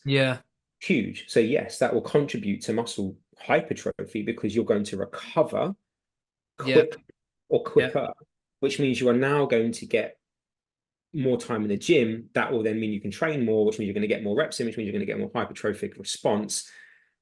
Obviously, then again, from the growth hormone side of things, it's going to help with cellular repair. It's going to get rid of toxins quicker. It's going to help the body replenish more. Like, you can see the general theme here. So that's one of the things that can happen. So other notes. So, okay, increasing blood flow. This is nutrient delivery. So this is going to make sure that the muscles are going to be receiving the nutrients that they need to grow. So this increase in blood flow or vasodilation from the heat and the sweating and what have you is going to help that too. There's a change in muscle metabolism as well. So this would, I'd imagine, be down to protein synthesis and the way that it uptakes glucose for growth and stuff. There's other studies which are focusing on far infrared sauna bathing after strength and endurance training sessions led to a significant increase in growth hormone concentration, and it's known for its role in stimulating muscle growth and regeneration, which I touched upon. Then you've got the heat shock proteins help in the healing process, including muscle repair, which is crucial for muscle growth and recovery. So in summary, yes, saunas do contribute to hypertrophic growth, but they are not the reason for the hypertrophic growth. Boom. Boom. Couldn't have said it better myself. I've probably rabbit holed and there. So All good, Yeah. all good. If you're on a long drive, don't worry. Just keep on driving. If you're on No, a long Mark, it's drive, great. just listen Great. to Mark. Anytime Mark's on, just listen to him on 2 times speed. Yeah, yeah, yeah. Next question. Well, We'll do two more. We'll do two more. Right. Oh, I could answer this one. So what advice would you give to someone? Sorry.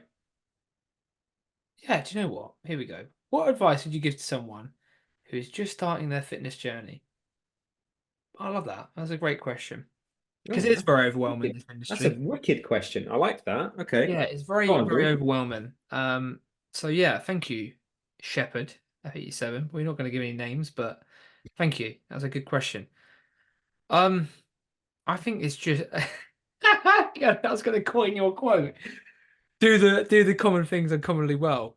Yeah. But that is true. I think do the basics first because you get so wrapped up into uh these training splits, these supplements, these way of living. I think it's doing the common things uncommonly well. What 100%. we said at the beginning of the podcast, really, especially when it comes to fitness, is I would say as well, don't be afraid to pay for a coach. The amount, and me and Mark, you're not just saying this because we are coaches and we're just saying that because we want more clients. It's not about that at all. It's about fast tracking your way to success. I've Mhm. spent years, I think 7 or 8 years, wasting my time in the gym, doing endless splits that weren't really going to benefit me at all. It's taken me a long, long time for us both to realize that the simple things are the most effective. Weight training is so effective. Learn how to, pick up weights, get confident, learning how to do a pushing movement, a pulling movement, a squat movement, a hinge, an exercise that helps you strengthen your core, a carrying movement. These are all really important movements that I would learn how to master. And yeah, don't neglect your cardio fitness as well, because I think we've both been that side of the fence of, when it comes to starting your fitness journey of just doing weights and strength training. It is amazing for you. Everyone should be doing more of it. But also, I Mhm. think we're a little bit poor of not doing things for our cardiovascular health and getting some cardiovascular fitness in there as Mhm. well. Would you add anything more to that, Mark? I think just do the common things and commonly well, you know? Definitely. Be very, very, very specific on your goal, right? Sure, I, yeah, I know body recomposition is a thing where you can build muscle and lose fat at the same time. I get it, but you can't do that on your own. It's a complicated process that needs a coach to help you tailor it as you go. So either you're looking to gain some muscle because you're lean or skinny fat or whatever, or you're looking to lose body fat because you're holding more weight than you want or you're mm, overweight. If you're the latter, lose the weight. yeah, Lose the weight. Do strength training, lose the weight, get your steps in, look at your neat non-exercise activity thermogenesis, move more. Do that. If you're the other side, we're just looking to get some size on, you want to build muscle and you're new, strength work. yeah, The two, well, one of the best bodybuilders of all time, Arnie, started as a powerlifter, started at doing Olympic lifting, right? They built strength first. The world's fittest man, Matt Fraser, who won CrossFit like 6 times in a row, started with weightlifting. He didn't start with bodybuilding. That's not to say there's anything wrong with bodybuilding, but get strong first. That's the thing that I would tell me to do, yeah, right? I would be like, master your body's movement. So gymnastics, calisthenics, do that. And strength work, 3 days a week to strength, like a Wendler's 5x5 or 5-3-1 or whatever method you want to use. 3 days a week, just do the compounds, just do those, get strong. But in that time, other 2 days a week, do some body weight stuff. Get good at pull-ups, get good at squats, get good at push-ups, get good at handstands, get good at planches and sits and tucks and holds. Do those because you can bodybuild whenever you want to bodybuild, but you create the foundational frame before you build the house and then start putting all the knickknacks and the pretty things on it. Muscles are pretty things. Build a solid foundation. That's what I would tell myself. I wouldn't waste my time with bodybuilding for the first like 8 years of my life, I wouldn't even have wasted my time. I'd have done something different. Well, I would have done strength training and gymnastics. That's what I would have done. Yeah. 100%. Boom. I'm going to end with this one. Find point your goal, main goal. Yeah. Your North Star, as we said in episode 2. Exactly.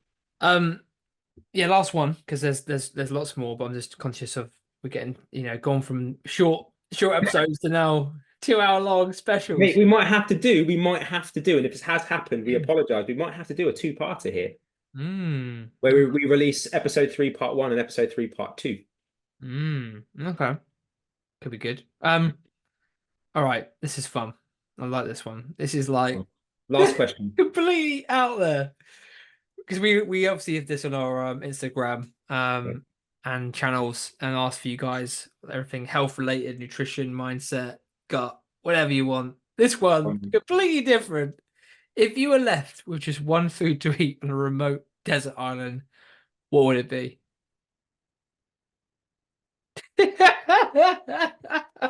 I already know the answer, bro.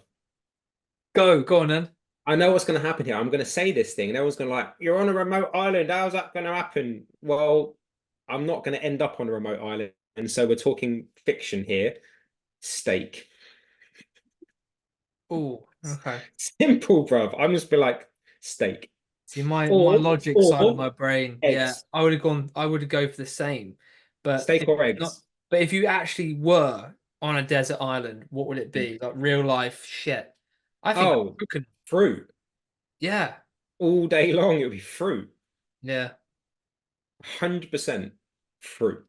Fruit. Without a shadow of a doubt. Coconut, blueberries, pineapples, whatever's there. There's just one though, Mark. Not multiple. This is the hard bit. One. Can't fruit be a food group? Can't we do that? Coconut then. It would have to, I'd imagine on a deserted island, it would only be coconut. But at least I know my electrolytes would be good. Yeah, you got your coconut water to keep you hydrated. Yeah. And obviously the coconut flesh. Yeah.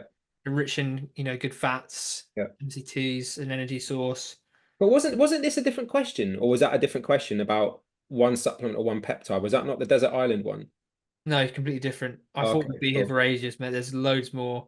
But well, do that other one, but answer this one. Would you do the same? Would you do coconuts? I would do coconut, yeah. Or if it was there, honey. Oh, so you'd Winnie the Pooh it. All right. I'd climb up that tree. I'm at the honey. Covered in bees. Yeah. Mind you, keep it simple because you could go down the rabbit hole. Like, well, yeah. No, I'm not gonna go down there. That's how my brain works. But all right. Yeah.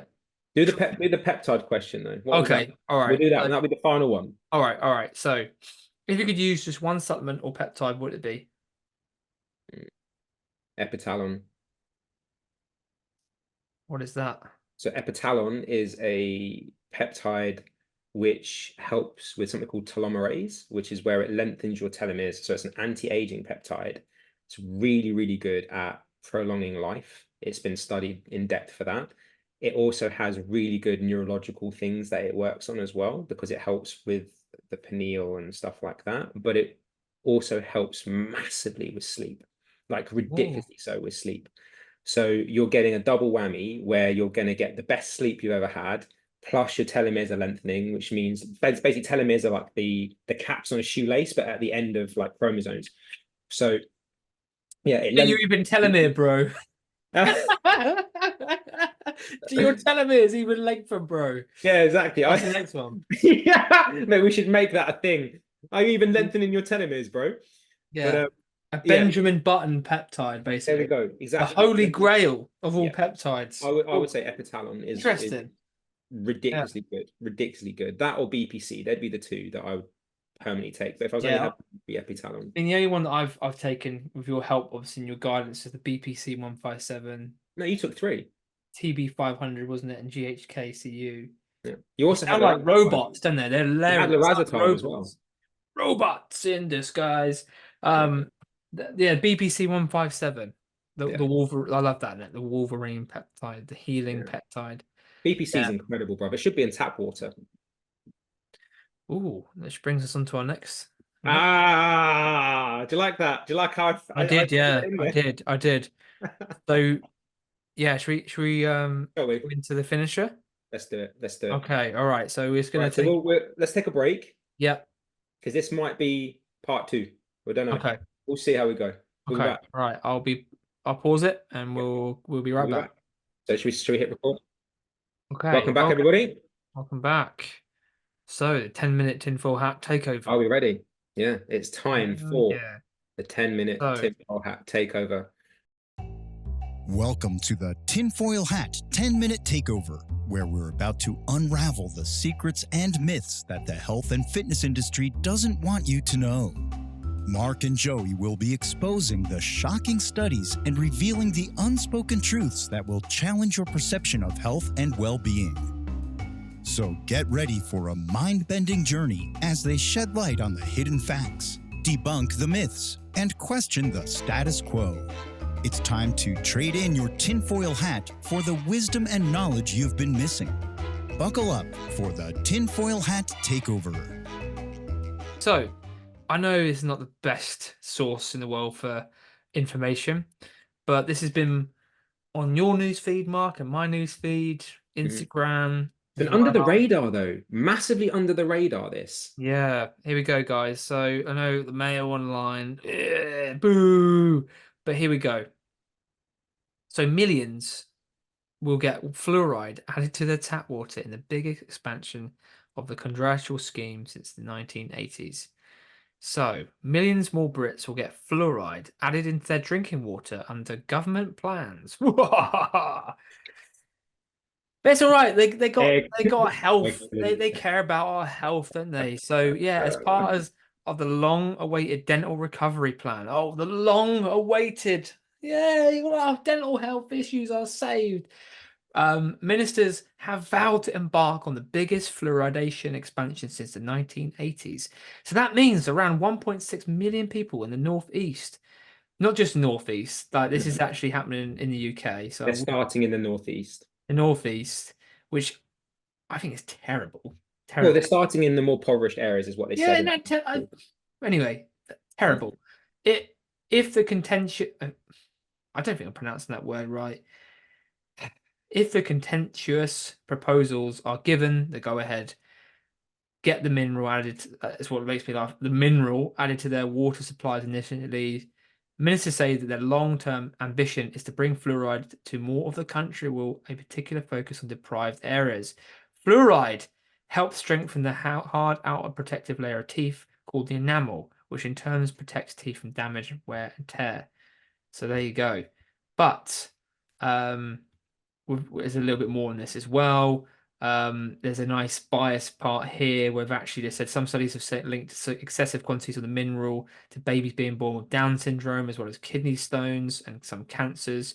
However, the NHS and experts like the government chief medical official, Sir Chris Whitty, says these claims are not backed up by evidence, with the latter previously describing them as exaggerated and unevidenced. Around 5.8 million Britons live in areas where fluoride, also added to toothpaste and mouthwashes, is already placed in tap water. So yeah, basically, guys, by the looks of things, they're adding this because it is a neurotoxin, Mark, isn't it? Among Into things. our water. So we know like how bad water is already, like tap Mhm. water, heavy metals. We know Mhm. that there's medicine, there is pesticides, herbicides, fungicide residues. What else is in our water? Oh Oh God, God, viruses, yeah. parasites. I mean, you name it. I mean, all you've got to do, I mean, you could quickly show this now. If you just Google searched inside the tube of tap that brings the tap Oh water yeah, yeah. I home. love showing people that. Oh, Yeah. mate, bring it up if you. Awesome. It's Yeah. disgusting, and that's what's coming in. And we also have to remember that a lot of our tap water, if not most of our tap water, is filtered tap water from other things that we use, like toilets and stuff like that. Here we go. Yeah, there we go. Look Whoa. at that stuff. It, Hey, ladies and gentlemen, it just absolutely. go on, click on one of them just to bring it up bigger. I mean, look at that. Look at that. It's Oh, beautiful. I mean, I think it's the one on got. the left is fantastic. I still have people tell me like, Wow. oh, but like filled water, load of rubbish. really? You're happy drinking Wow. your water, which your body needs to survive, Oh, for mate. something like that? Close up, it looks like something else. Fatberg, right ahead. Mate, unbelievable. If you got that joke, guys, Yeah. this is a Fatberg. This is the Fatberg, London. There you go. It's basically like a big. There's a. I'll let you guys do the research. Yeah, I don't dude, want to rabbit Google hole. that. Google that yourself. Yeah, Fatberg. Anyway, Fatberg, just Google it yourself. yeah. But yeah, Mark, what do we think of that then? So fluoride being added into our water this Okay, year, so coming in 2024. I'm gonna add something in quickly. So that peptide I said that I would have on the eye, like the one thing that I'd only ever have the epitalon, that also helps to decalcify the pineal gland. And our pineal gland calcifies with age. Yeah. That's a bad thing because the pineal gland is responsible for a lot of things, which I'm not going to delve into here because I'm going to keep it short. But one of the things is circadian rhythm management. Yeah. So your body clock Fluoride, yeah, orchestra that we said earlier. Yeah. fluoride calcifies your pineal gland. Yeah. So that's not a good thing. Plus, as Joey already mentioned, it's a neurotoxin, which is meaning it's going to cause neurological impairments. So there's nothing that will link it to things like Alzheimer's or Parkinson's or anything like that. But if it's a neurotoxin which causes neurological impairments, it could be contributing to, particularly when there's opportunities not to have it. Because again, it's not the dose that makes the poison, it's the continued dose that makes the poison, because you're going to be getting it from the water. You're also going to be getting it from a mineral source as well. Because don't forget, it is a natural thing that happens with rocks and stuff like that. So if spring water goes through rocks, there's going to be some fluoride in there too. Yeah. You're then going to have it in your toothpaste. But there's differences Yeah. between natural versions and synthetic versions, which are being added in, I like this word, willy-nilly, with no thought or kind of process behind it. And there is no government agency that monitors the effects of fluoride water on organs, only teeth. This is wild, isn't it? Right? They don't monitor what it does to the body. They only monitor what it does to teeth. And if I remember correctly, I believe there's a legislation around selling it as well. Like you can't just go and buy fluoride. There's like No. laws in place, right? So this Yeah. shows you the toxicity of this stuff. So it accumulates in bones. So it's not just in the teeth that it will accumulate. No. It will accumulate in bones, and it disrupts bone remodeling, which can potentially lead to what's something known as skeletal fluorosis. Yeah. So again, the government body doesn't monitor these effects. So if you were having too much fluoride and you had a bone remodeling issue like skeletal fluorosis, they wouldn't necessarily look for it. So it would be an undiagnosed condition, which you'd be told, oh, there's nothing that we can do about it. Right? Yeah. So I think that's wild, isn't it? Like the accumulation in bones and disrupts the processes of remodeling. well, because it calcifies. Oh yeah. So whereby old blown cells they continue to shed and replace with new cells. The result is dense, brittle bone, less resilient to stress, and more prone to fracture. Yep. Fluoride can also increase the risk for numerous health issues, like we've already mentioned. So, the ones that aren't measured within the body, just for teeth, including gastrointestinal irritation, skin rashes, symptoms similar to arthritis, hypothyroidism, which is a big one, kidney damage. Yeah. So here we've got this again, these so-called health ministers that you look at these guys, and I'm sorry, but they I'll bring them up. Have you got pictures of the health ministers? Are we allowed to do that? Are we allowed to name and shame these clowns? Oh, I think we should. I don't care. Like, I think we're in episode 3 now.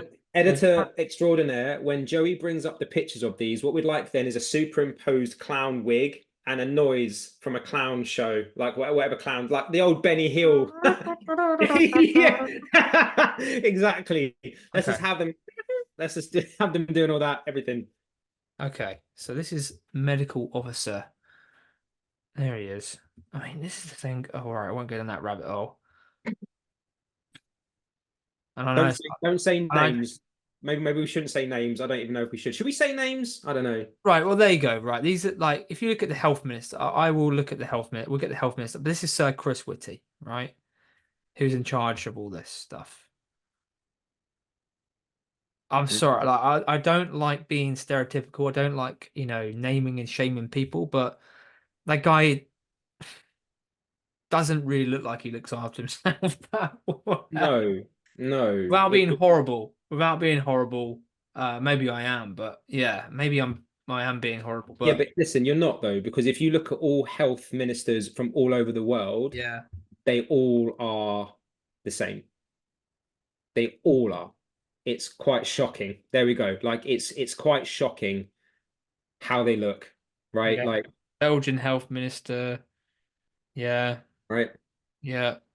UK, I mean, health secretary. I think she's departed, but I mean, Um, come I on. think I think one of the kindest ways that we can say this without people getting up in arms because we've got a slightly different opinion is if you were trying to build a business and make it a million or billion-dollar company, Yeah. would you get advice from Karen down the street who, I don't know, she works at a local post office, whatever. I don't know. I'm not being disgusted. How dare you? I work in a post office. Yeah. I'm not saying anything wrong with working at the post office, but I'm giving an No, I example get you. of that Yeah. type of job, right? Yeah. Or would you get advice from like Elon Musk, Yeah. right? Proof in the pudding of being able to build million and billion-dollar businesses works somewhere where she doesn't do that thing. Yeah. Yeah. A personal trainer who looks like they're fit, healthy, shredded, all the rest of it, probably has more knowledge on how to be like that than a personal trainer who is overweight. Yeah. Okay. Right? Yeah. So again, trying not to step on toes here and get all the woke brigade up in arms, but let's be factual about these types of things. Sure. Yeah. You want to go to the person who knows how to do the thing, who has proof that they can do the thing, unequivocal proof that they can do the thing. Like if anybody said to me, you could go and speak to anybody about how to grow your business, I'm going Alex Hormozy. Yeah. I'm like, right, proof's in the pudding, the geezer's insane. I'm gonna go and chat to him. Yeah. I wanted somebody, if somebody said to me, you could speak to somebody about this podcast and how could you get this podcast growing? Joe Rogan, Yeah. right? Like you've got people already in mind. So Yeah. health minister who doesn't look like they look after themselves, Yeah. probably not the Telling you to person not to worry be about getting the fluoride. advice from, right? Yeah. These are the Because same guys that told us to, yeah, be locked down yeah, for 2 years and yeah, take a. clot shot. Oh God. Anyway, yeah. Mate, So there you I go. don't care because it's all coming out in the wash anyway soon. So I don't care because all of the vax injured and all the rest of it's all going to come out. Like Yeah, of course it is. these are the people that have been doing this. These are the ones that will put let's just think about this as an example. The money that they've spent just to discuss whether or not Heathrow should have an extra terminal is something like 5 billion. They haven't even started building it yet. Well, why is that money not put into health, No. into NHS, which massively needs it, right? These are the health concerns that they are not addressing, but yet they're going to put fluoride in water because that's really, why? Well, Yeah. these are the things it causes. Why would you do Silver that? bullet. Benefit. Yeah, silver bullet thing. Oh, we heard Right? that this is going to be. Is there an epidemic in teeth issues that we don't know about? No. Like I know quite a lot of dentists. One of my clients is a dentist. He's never said to me once that there's this silent pandemic of weak teeth. No. No. You know what I mean? Like The real pandemic, obesity on the rise. 1 in 2 have chronic disease now. Metabolic dysfunction, bro. Metabolic dysfunction is one of the biggest ones. You stop that, and most people's disease will go away. Yeah. But it goes back to the fact that anyone who's health conscious and sort of down this path will know, like, it's all about control and it's for profit. We know it's for it's control, manipulation, and power, greed. So it is 100%. control what you can control. And I think the best way to avoid this shitstorm that's going to be coming in the UK is, don't be afraid to have a good filtered water system. We fortunately haven't got room, but our next house, I've already said to Chloe, we're going to have a, plumb it into the whole system. Yeah. Good quality water filter that can, pull out not all water filters can pull out heavy metals, but that'd be a good place to start. Try and avoid the ones with plastic in them. Yep. Um, if you're drinking plastic water bottles, try out for glass. Simple solutions. Copper would be fine. Also, think about this, all right? You filter your water, filter your bloody shower, because otherwise you're bathing in the thing that you're filtering to drink, and so it's still going in the system because your skin is your largest organ. It will absorb it. I've got a shower filter, no plug, no affiliation. I've got a shower filter from a company called Clean, which starts with a K. It's a shower head which I replace every 3 months, and it's like £30 every 3 months or £40 every 3 months to replace it. That's it, and it filters out all of that crap. Right? I don't have the space for a proper filtration system, so I was choosing between an aqua. So what I recommend to my clients, either an AquaTrue or a Skooma, Skuma, Skooma or AquaTrue. Either or, one's from America, one's from England. So I went for the English one, Skooma. Reverse osmosis. Easy to do, comes with remineralization, things that you pop in, so it can add vitamin D, it can make your water alkaline, it can hydrate it with minerals, whatever you want to do. There are options here of what you can do, right? So you don't have to go without. There's ways of doing these things. If you can't afford reverse osmosis, then get a zero water stainless steel pitcher from Amazon, £60. Zero water is the best filter outside of it being reverse osmosis. So there are things that you can do here. And there's no point us, we're tinfoil hatting for a reason, because people need to know these things, that this is about to happen. And it's going to be happening to all of us. And we have control here. We have the power. We've got numbers, right? There's a lot of people in the world. The ones who are in charge are like, there's this many compared to the billions of people that are in the world. We have numbers, so we can make things happen. So if you don't want health problems from fluoride, including gastrointestinal irritation, skin rashes, symptoms similar to arthritis, hypothyroidism, kidney disease or kidney damage, neurological impairment, inhibition of enzyme activity in your body over time, interfering with the utilization of essential nutrients like calcium and iodine, which iodine is very important for a lot of things, as calcium, as you know.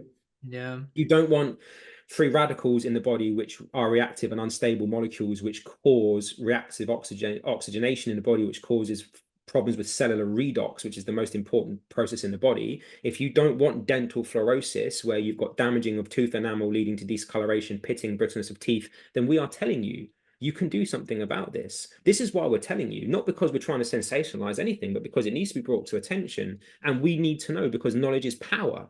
I get very passionate about this, because me too, man. Health isn't elitist. It doesn't need to be. No, this is available for everybody, and everybody should know this stuff. It's our. I was gonna swear there. It's our tap water. Exactly.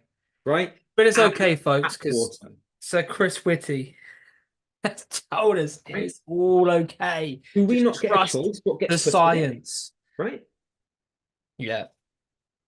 If there's fluoride already in toothpaste, why the bloody hell do you need fluoride in water?